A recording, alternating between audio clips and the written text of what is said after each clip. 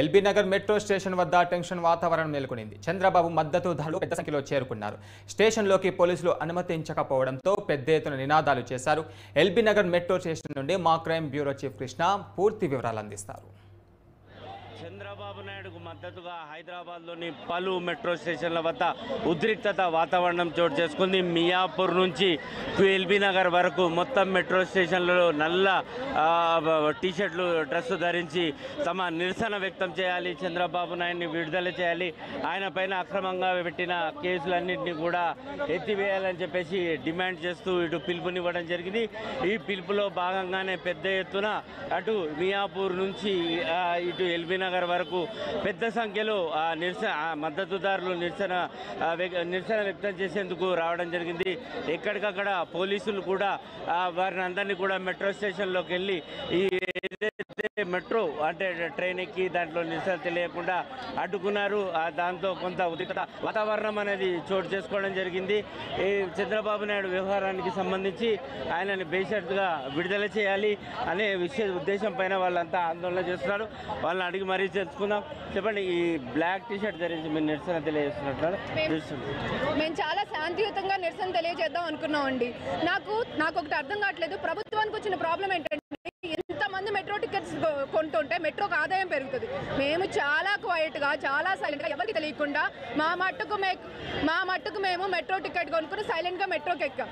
సడన్గా పోలీసులు వచ్చేసారండి. మేమేం మాట్లాడలేదు. పక్కన చాలామంది రెగ్యులర్గా చాలామంది నార్మల్ ప్యాసింజర్స్ మాకేం ప్రాబ్లం లేదు కదా, మీకేంటి అన్నారు.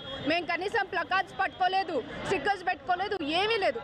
జస్ట్ మా మట్టుకు మేము టికెట్ కొని మెట్రోకి ఆదాయం పెంచుతుంటే ఈ ప్రభుత్వానికి వచ్చిన ప్రాబ్లం ఏంటో నాకు అర్థం కావట్లేదు. ఎందుకు మమ్మల్ని నా దగ్గర వీడియోస్ ఉన్నాయండి, మీకు ఇప్పుడు షేర్ చేస్తాను.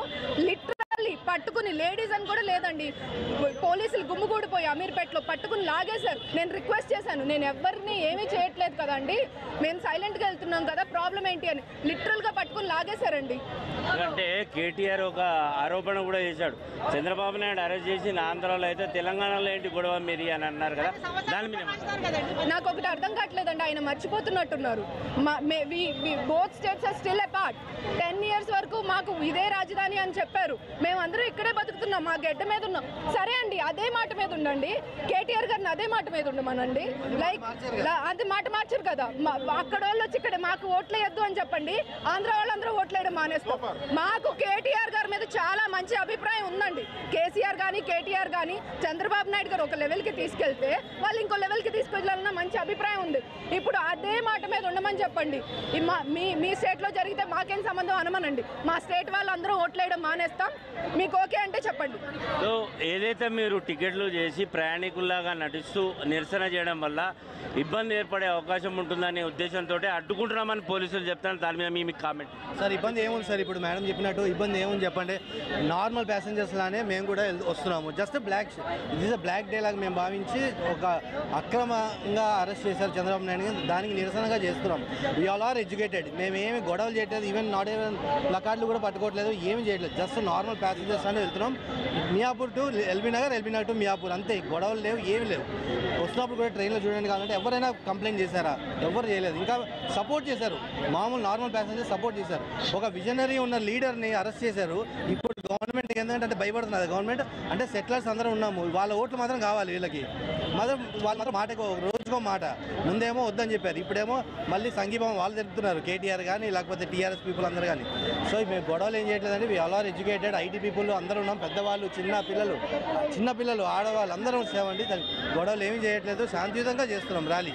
ఓకే, అంత పోలీసులు ఈ విధంగా మెట్రో స్టేషన్ల వద్ద అడ్డుకుంటున్నారు కదా, దాన్ని మీరు చాలా ఖండిస్తున్నామండి. మేము చాలా శాంతియుతంగా బ్లాక్ డ్రెస్ వేసుకుని ఈ ప్యాసింజర్స్కి ఎవరికి ఎలాంటి ప్రాబ్లం రాకుండా మేము తీసుకెళ్దాం అనుకున్నాము.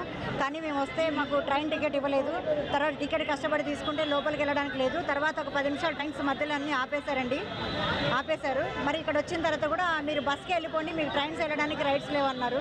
మేము శాంతియుతంగా నిరసన జరిపి ఆ రైట్స్ కూడా మాకు మాకు లేవా మీకు తెలంగాణలో అని మేము అడుగుతున్నామండి. సో మొత్తానికి మనం చూసాం కదా, మొత్తం పెద్ద ఎత్తున ఆందోళన కార్యక్రమం అనేది జరుగుతూ ఉంది.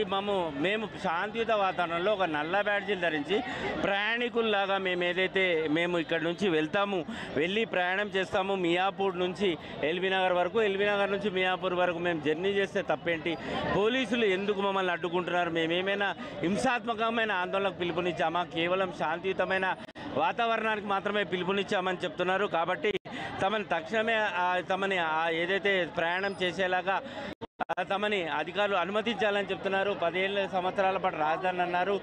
హైదరాబాద్ అభివృద్ధి కూడా చంద్రబాబు నాయుడు ఎంతో దూరం ఉంది. కాబట్టి ఈ అడ్డుకోవడం అనేది సరైనది కాదు అని చెప్పేసి తెలుగుదేశం మద్దతుదారులు కానీ ఐటీ సాఫ్ట్వేర్ ఎంప్లాయీస్ అంతా తమ నినాదాలు వ్యక్తం చేస్తున్నారు. Vote studio.